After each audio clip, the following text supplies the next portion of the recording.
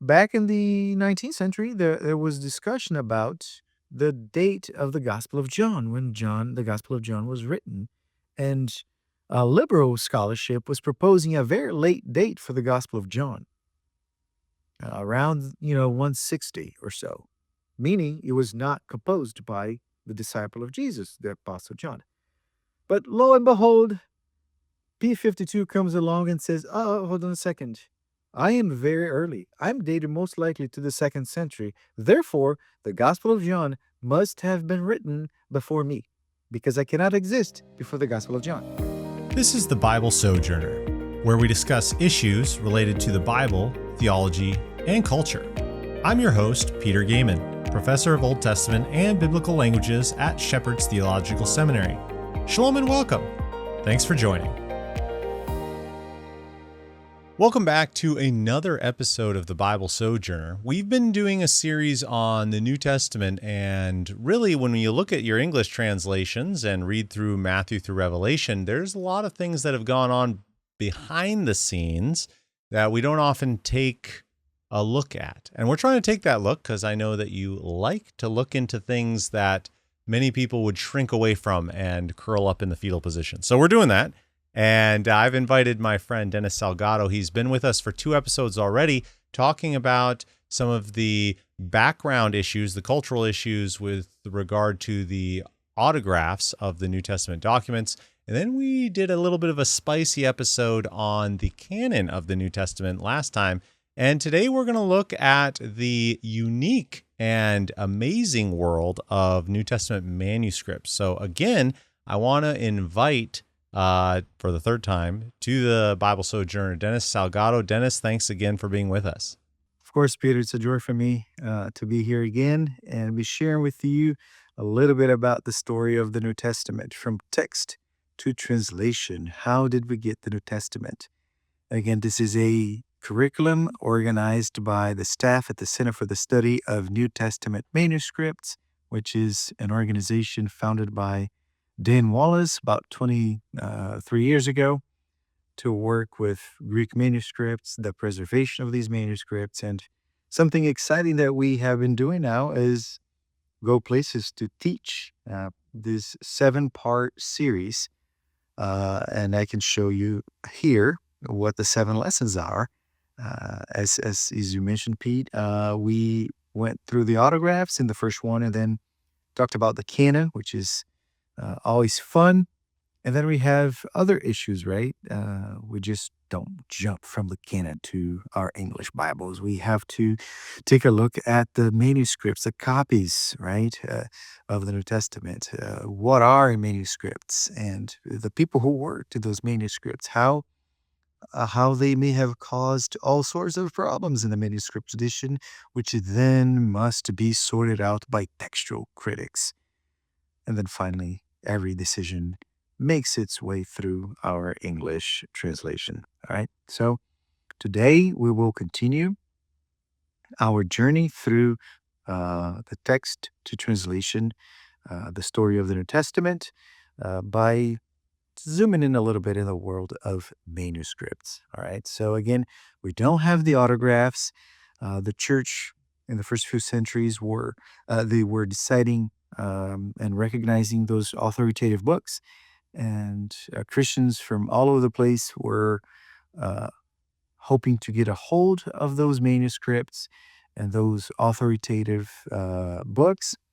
And copies were being made of those books all around. And today we want to take you to the world of those copies. All right.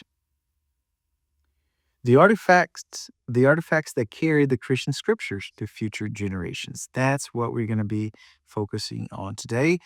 And if you're going to walk away with something, that you want to write down somewhere, please, I would like you to remember that the New Testament cannot be divorced from the physical artifacts that contain it. Okay? Just as the autographs were written by real people in real circumstances, in real places, so was the text of the New Testament transmitted in physical artifacts, physical books, okay? Physical copies were the way the New Testament was carried to future generations. So, as a preview for this lesson and also the next two lessons, and these three lessons, to this lesson and the next two, we will dive into the manuscript evidence of the New Testament still extant or in existence today. So, first of all, we'll look at the physical nature of these manuscripts. Then we'll open up these manuscripts and see what's inside and the content of those manuscripts. And finally, just shadow some of the scribes, see the kind of things that they did and the environments they worked in. Okay, so consider this lesson perhaps just an introduction to the evidence, and we will explore the artifacts today in two main ways: the manuscript materials, and we'll talk about some must-know New Testament Greek manuscripts. You may have heard of some of them. All right. Now, again, the reason why we need to look at the physicality and the materials of these manuscripts is simply because we cannot divorce the text from the medium or the media or the means by which the text was transmitted, right? So think, for instance, of your Bible today, right? If I were to ask you to open your Bible to a given part, a given book, right? Yesterday I preached at my church, and I was asking the congregation, to open their Bibles to such and such book. A lot of people in the congregation open the Bible in their electronic devices, their phones, for the most part. And then another section of the congregation used physical Bibles. So the text is still the same, but it's being conveyed by two different media, right? Two different means. And whether you like it or not, the digital format has become now part of the history of the transmission of the New Testament for future generations. So, hypothetically speaking, somebody in the year 3500 is doing research into the transmission of the Greek New Testament or the New Testament, whatever. They're going to look at uh, the transmission of it, for the last 2,000 years, and the way it's being transmitted now, both in physical form and in digital form, in your phone, in your tablet, online, anyway. So the text cannot be divorced from the physical artifact, and that's why we have this lesson here, to help you just appreciate a little more the physicality of the text. All right. And when it comes to this physical component of the Greek New Testament history, everything, started with codices. It is true that in the first century, most likely, they were using scrolls, which is just something rolled up like this, right? All right, there you go. You have a scroll, right? And then you just unwind it and read what you need, right? But they would be very long. So you have references in some of the Gospels about a scroll, and then in the book of Revelation as well. But the Jews, for the most part, preferred scrolls, and the Torah was written in scrolls, the prophets, and placed in the synagogues. And most likely, the letters, the epistles of the New Testament were, think of Philemon, which would fit in a papyrus scroll this big. And then they would write over here, roll it up, and then you use a string to hold it in place. Maybe right up over here, to Philemon. And then it would be delivered to Philemon through a trusted person.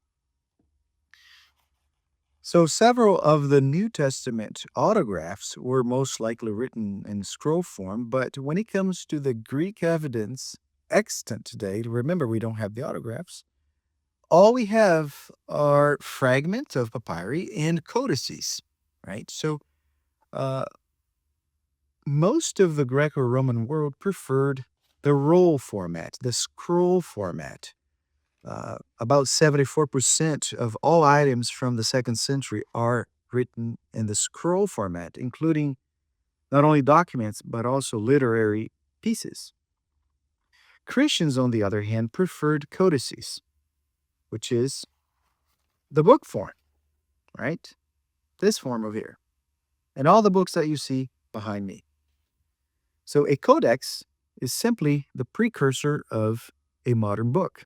And Christians preferred the codex form. Now, there are all sorts of theories about why Christians prefer the codex. Nothing seems to have, swayed scholarship completely. But, one advantage of the codex is that you can uh, put a collection together, right? And in a very, very nicely bound volume. Things can become very unwieldy if you're trying to put, let's say, the Gospel of Luke and Acts, another book written by Luke, in a scroll form. It's going to be very long, so you're going to have multiple scrolls. Codex, you can have those two works bound together, and it's much easier to transport that way and even find your place. There are all sorts of ideas and theories. All we know, data, fact, is that Christians simply preferred the codex over scrolls. All right. And again, it's basically a codex is basically the early version of our modern book. This is a beautiful codex dated to the 15th century, and codices were manufactured simply by getting a bifolio, and then folding it in half, right? And then stacking several of these together to create gatherings or choirs, as you can see in the image, right? So there are different techniques, but when it comes to the medieval period, especially, you have an 8-leaf choir becoming the most dominant type of choir. So you would stack those and then sew them together and then put another stack on top of it. And once you have finished your work, everything will be sewn together. Um, so you end up with several choirs or several gatherings stacked up on top of each other, and everything is then bound together, sewn together. Nowadays we use glue, very powerful glue, but they was sew those together and then throw a cover on top. Okay, so that's basically your codex. If you don't believe me that our modern books are patterned after this, then here's a suggestion. You can just go to your personal library, find that book that you love, that you read, that you cherish so much, and rip off that cover and look at the spine. And you're going to find something like this. Can you see it? You're going to find something like this, okay? Which is um, several gatherings put together. This was done by a former intern, a former research fellow at CSNTM. Very nicely done, but this is basically what you have in a modern book. And then you would use something like this as a cover. All right, so that's your codex. Now, the writing surface also changed. Okay, there's some history over there. Of course, we now use paper for our Bibles or screens for our Bibles for the most part, but um, it was not always like that. Okay, things started with papyrus. Okay, then they went to parchment, and then they went to paper, and now they are in screens. But papyrus is basically a plant, an aquatic plant that grows, in the Mediterranean world, especially in the Nile River.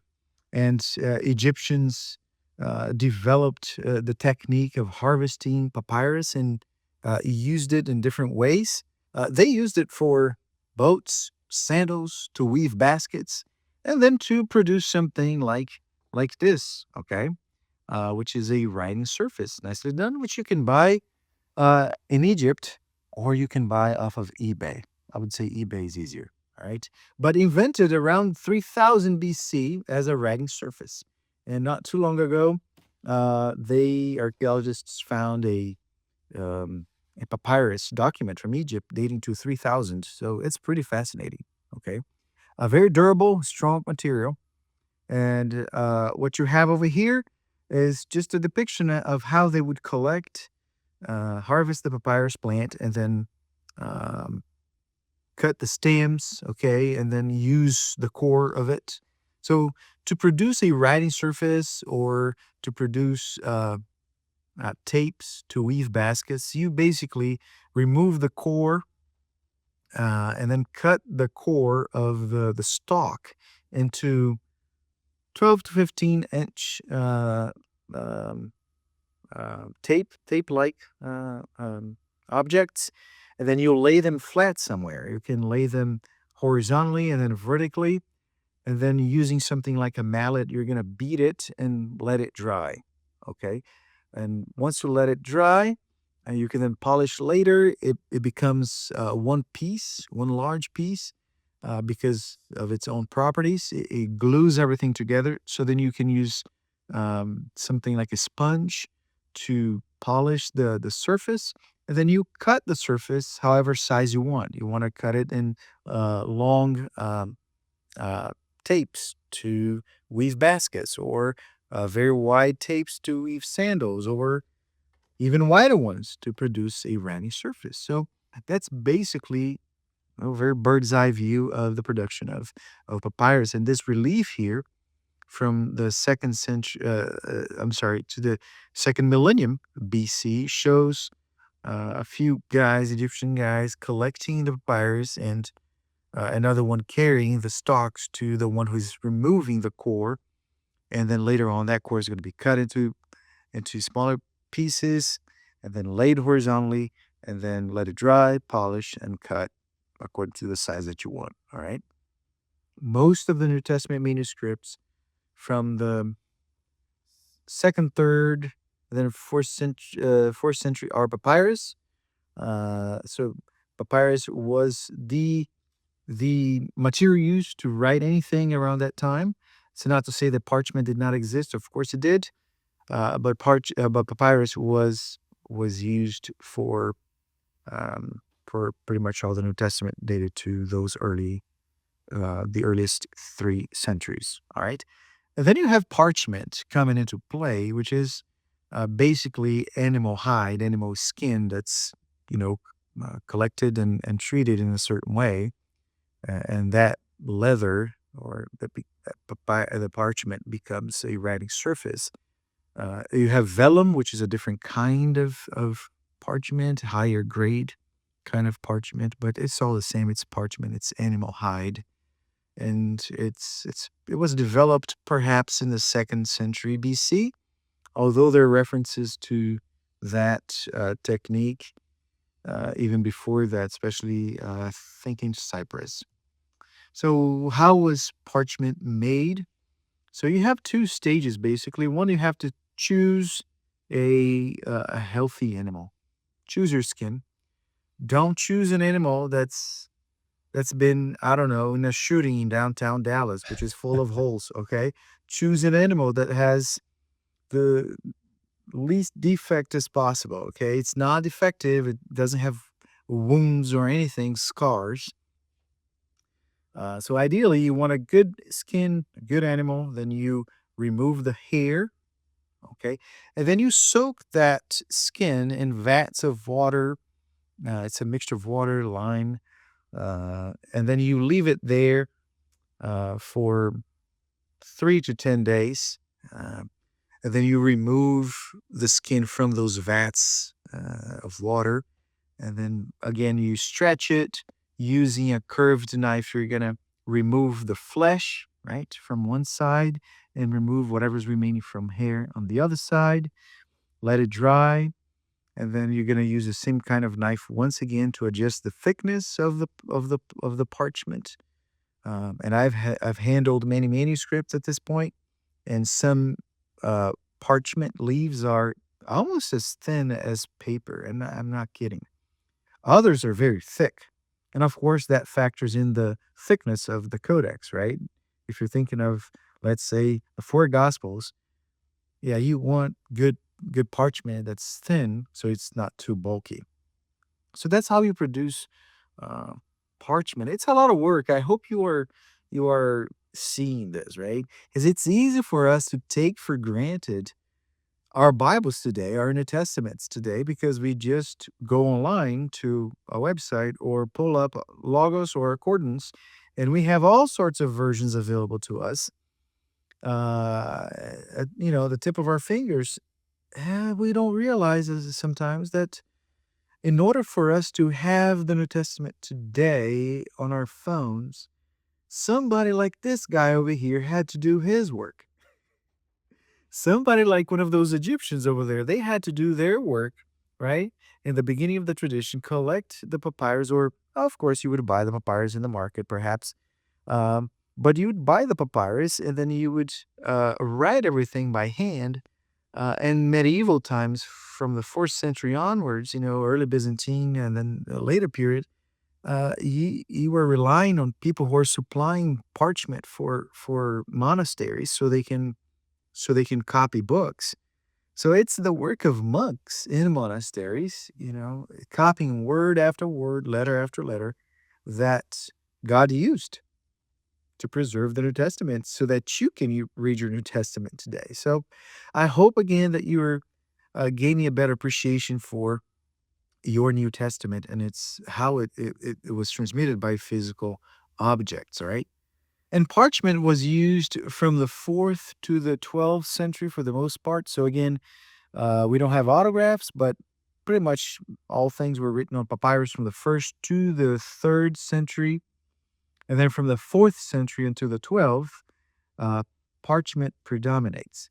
That is not to say that there are no papyri manuscripts after the 4th century. There are some, but what predominated from the 4th century to the 12th was parchment, okay, which became more common from the 5th century onwards. And uh, again, the high cost of producing papyrus and parchment manuscripts, it's blood, sweat, and tears. It's very different from what we are used to, just opening up our Bibles today or pulling up our favorite Bible app, okay? All to pass on the sacred gospel to you and to me. And the work must go on today. We we are recipients of this book, right? And we want to ensure its preservation for future generations, right? So, whether it's you proclaiming it, whether it's you sponsoring its preservation in different ways, its translation, as we're going to see, as a Christian, I am and you are a steward of the Word of God as well. All right. I just wanted to jump in here and ask like a question that pops to my mind. Maybe it pops to others as well, because I think you did a great job of explaining, the blood, sweat, and tears aspect of the cost that's involved. But I thought, and unless maybe you're going to talk about this later, but could you speak a little bit about the financial cost too that was involved with a lot of these communities? Just even with regard to, I've heard different estimates ranging just how much of a financial burden copying these manuscripts would have been on these Christian communities. So we do have a lesson on scribes later, which we're going to follow, the kind of context in which they operated. But um, your question, I think, depends on the setting of the scribe, right? Because in the medieval period, the people copying these things are the monks in very official kind of settings, scriptoria or um, offices in monasteries. And depending on the monastery, you had enough money, especially because you are at that point in the Byzantine world, and monks and the church, they were part of the Byzantine Empire. Hmm. Okay. And if you are not a monk, if you're not an official of the church, you ought to make sure that you are contributing financially to the church and to the upkeep of those monasteries, which also includes what? resources for those monks to copy books. So it's not uncommon to see, donations of resources to monasteries of parchment and people who would, bless a given monastery that way.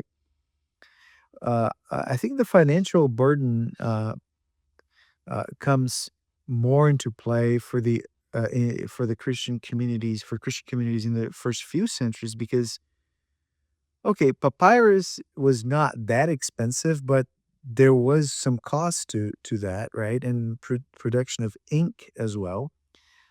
And there are some papyrus codices that exhibit characteristics of professional work with the number of verses and all those things. So, um, even though, as we will see when we talk about scribes, even though the first few centuries was a little bit more informal, that is not to say that some manuscripts were not copied in offices or by professionals in the second or third century. Okay, so there are some manuscripts that seem to have been undergone professional work, even of revision and correction. So all those things would entail cost, right?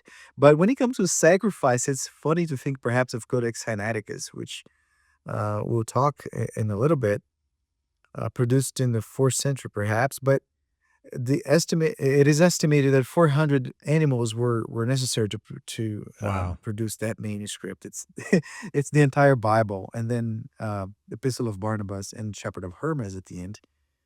That's a lot of animals. Okay, now that's a deluxe copy of the Bible, which most likely was commissioned by the major church, all right, of the empire, or a very wealthy individual, or Constantine himself, as some have proposed, one of the 50 Bibles commissioned by Constantine. We don't know.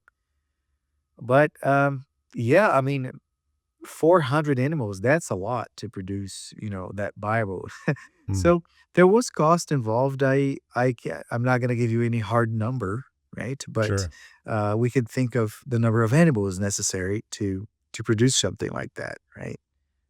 Okay, so we have papyrus, parchment, and then you have paper, which invented by the Chinese around the first century AD, and then made its way to the West and became more popular in the West around the 12th century. And out of the 5,700 New Testament Greek manuscripts extant to this day, about 5,700, about 1,300, okay, are on paper.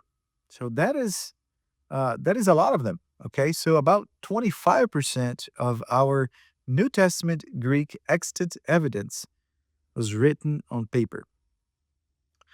So there are um, advantages of paper. Of course, you can pack a lot more content in a book, and it's not going to be as dense as thick, right? As a codex that's written on parchment, especially thicker parchment. And it's cheaper also to produce paper than, you know, parchment. Now, let's move on to another aspect of um, the physicality of these manuscripts. Besides the format, besides the material, the surface, writing surface, you also have the ink, the handwriting, the ink. Okay, remember, these things were copied by hand. There was no Xerox or copies at that time made by, machines like we have today. You couldn't simply scan, or you couldn't simply use your phone to take a picture and convert that picture into PDF automatically and get whatever you wanted. You had to copy things by hand. Um, and what you have in manuscripts and Greek manuscripts is basically two kinds of handwriting. So you have the majuscule script, which is the all caps kind of handwriting with minimal punctuation and diacritics or accents and all sorts of markings in the text. And then you have the minuscule or the cursive handwriting, which um, was being kind of worked out a few centuries before that, but it became more popular around the ninth century. So it's around the ninth century that the minuscule script basically um, substitutes, replaces the majuscule script as the way to write literary texts, to copy literary texts. Um, and studying the handwriting paleography, we can perhaps assign dates to manuscripts. Of course, using a broad range, perhaps of a century. Right, that's called paleography. Right, and scholars use that to this day. So, if you, I don't know, if you're doing some spring cleaning, now summer cleaning in your house, or your grandma's attic, and then you come across a manuscript and you know some Greek, you're like, whoa, this is the Gospel of Matthew. This is the genealogy of Jesus, and it's written in majuscule. Well, chances are it's dated to some point before the ninth century because the majuscule script was used more up to that point. There are some lectionaries, especially gospel lectionaries, dated to the 10th century that are written in majuscule, but as like generally speaking, that manuscript that you found in your grandma's attic, if it's majuscule, it's going to be most likely dated to before the ninth century. Now, if your cousin found another manuscript and it's written all cursive, chances are dated to some point after the ninth century. So, but we can be more specific um, about ranges of how to date this manuscript. If you observe the features, how many strokes, the movement of the pen. In the case of the cursive, how many ligatures or abbreviations were used, and then you can narrow down to a given century and sometimes to quarter of century based on paleography. Right. And ink. Basically, two types of ink used to copy New Testament Greek manuscripts. You have one ink used for papyrus. So we have a facsimile over here of P72. So it's a facsimile of a New Testament manuscript of the Catholic epistles. And the ink used over here for this, for the original, of course, uh, is organic ink, carbon-based ink. And in the case of the carbon-based ink, the ink is pitch black, as you can see, perhaps on the slide. It's pitch black. It doesn't lose its color when time goes by. And that ink is elevated in relation to the substrate or the writing surface. It doesn't penetrate the papyrus. And when they changed from papyrus to parchment, they were using carbon-based ink, and then they realized, hey, the carbon-based ink, even though it works very well on papyrus and plant, organic material, it does not work very well on another kind of organic material, animal hide. So it doesn't stick well to parchment. So they had to develop a variation of that black ink by adding, pulverized nuts and sulfate of iron and make it an acidic ink, a metallic ink. So inorganic ink now used for parchment because now that kind of ink will penetrate the substrate or the writing surface, the parchment, the skin, almost like a tattoo, okay? And that kind of ink, as time goes by, loses some of its color. It becomes apricot kind of brown. Also, another issue, and I was just examining several manuscripts in Norway, and one of the manuscripts, I mean, it's a wonderful example of this problem because since the ink is acidic, it damages the parchment over time. It eats through the parchment.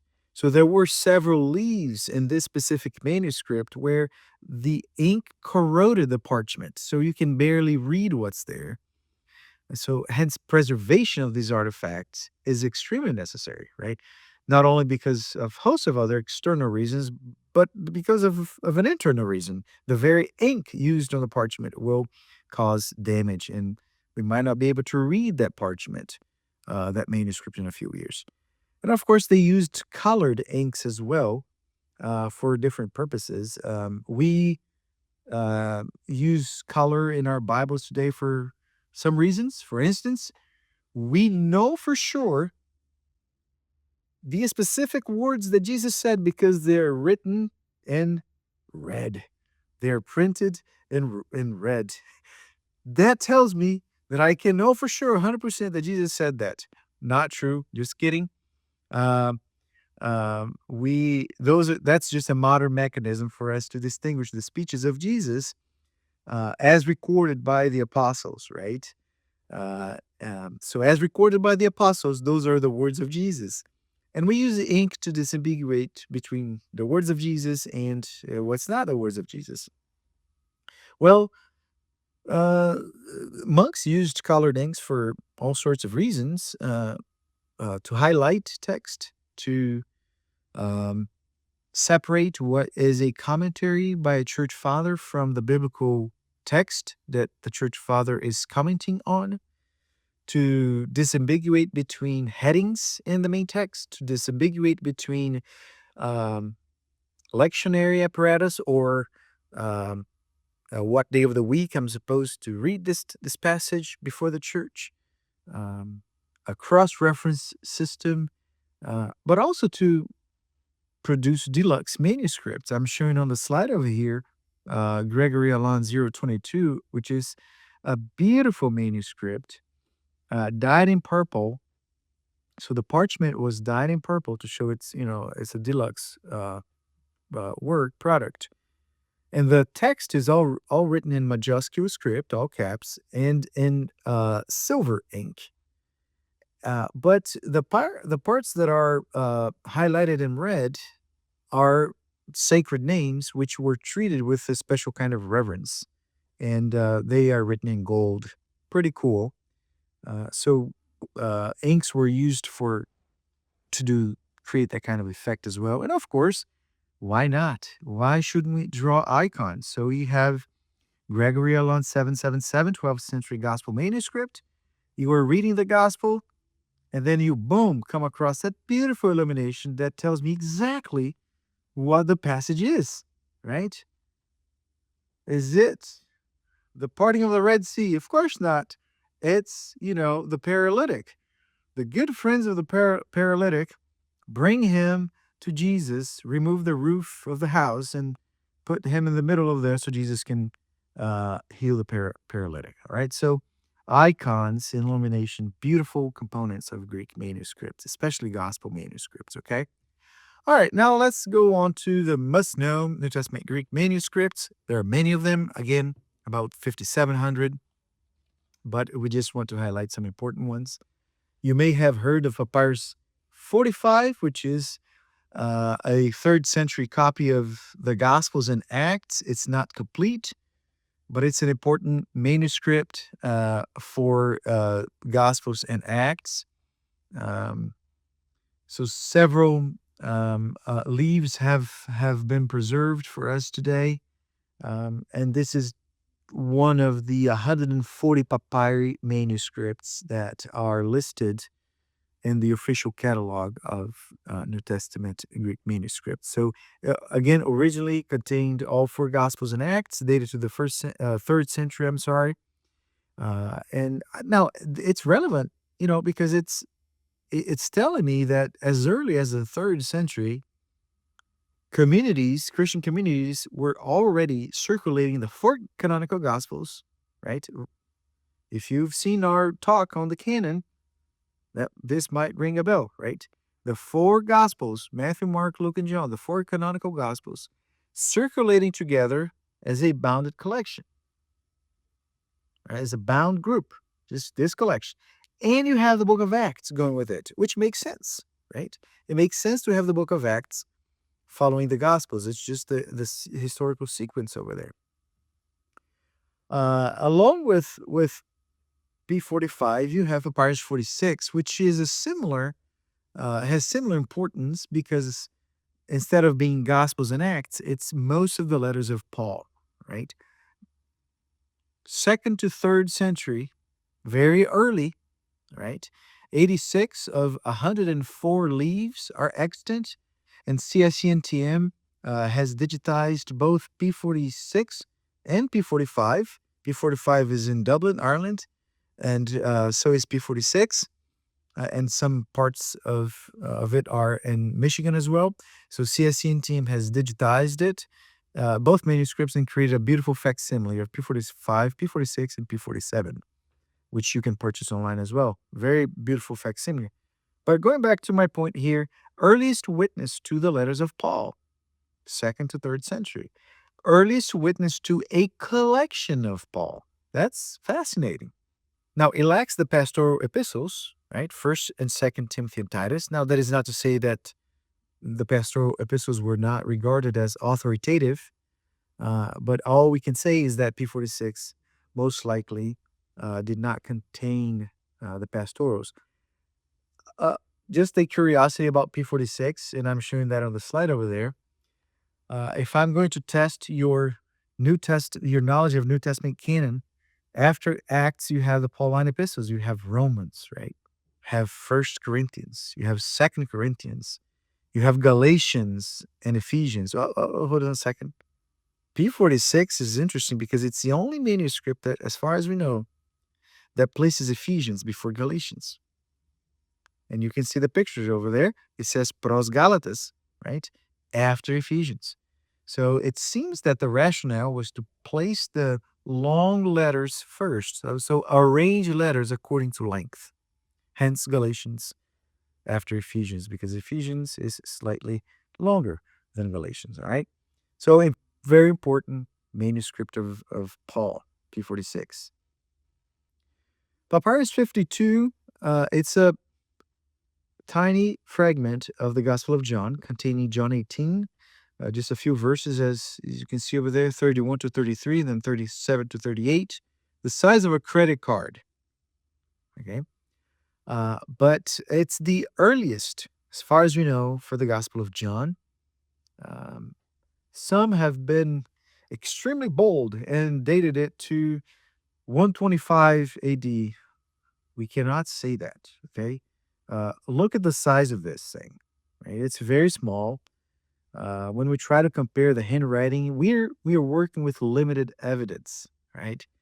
Again, where the evidence, where the data stops, we stop too.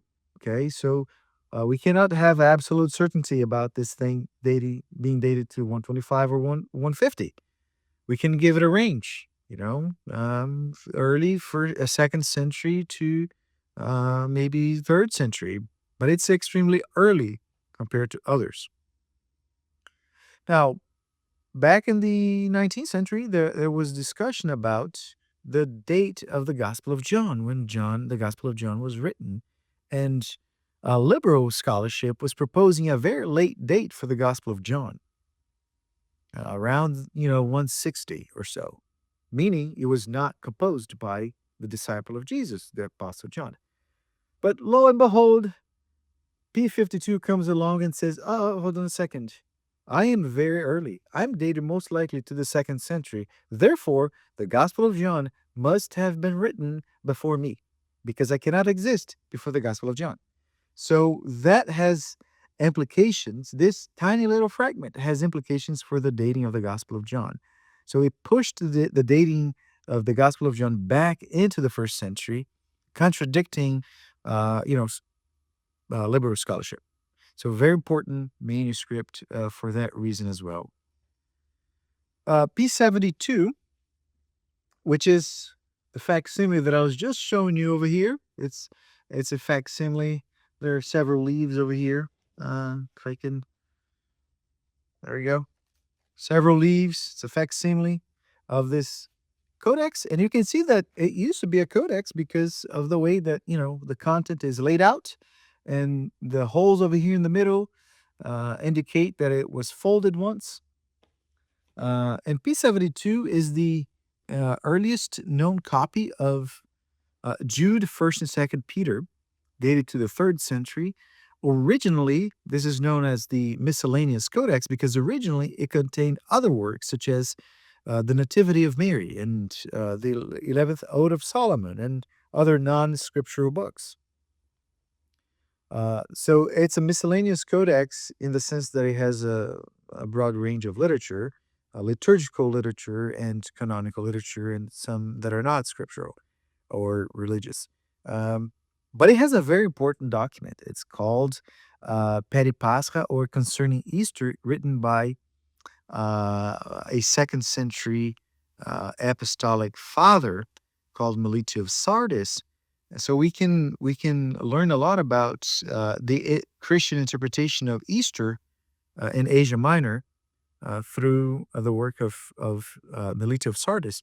And P72, or that document, the Miscellaneous Codex, has the earliest Greek evidence for Melito of Sardis as well. All right, so part of P72 is in the Vatican Library, is the part with the most of the biblical text. This one over here, this is a facsimile from the Vatican Library, and parts of it are also in Geneva, the Bodmer Library, and that one has different parts of the manuscript. P75, another important papyrus manuscript containing Luke and John, dated to the 3rd century. Now, this one is important for its text as well, not only because of its date, but because of the text.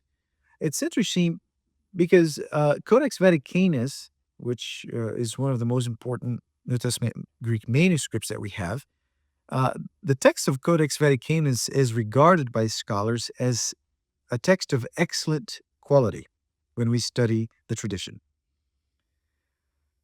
And when P75 was discovered in the last century and study was done on it, scholars realized, hey, the text of P75 is actually very close to the text of Vaticanus in the 4th century.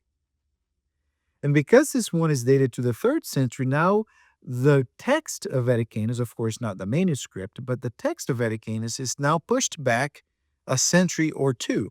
Now we have a 3rd century manuscript that has become a witness to a very good text that we have found in Vaticanus, and believe that it was present only in Vaticanus. But high agreement with Codex Vaticanus, even though it's about 200 years before Codex Vaticanus. All right, so textually, extremely important papyrus as well. Now, speaking of codices on parchment, we have this big guy, Codex Sinaiticus, dated to the 4th century.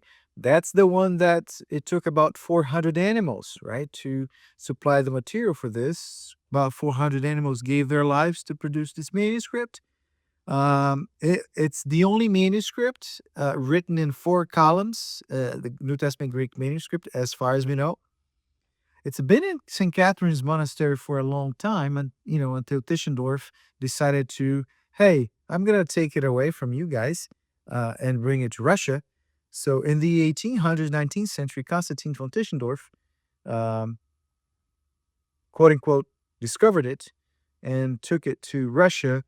And then later, the manuscript was purchased by the British Library, and it's been over there ever since, although a few leaves still remain in Russia and others in St. Catherine's Monastery. But the bulk of the manuscript is in the British Library. Excellent manuscript for different reasons.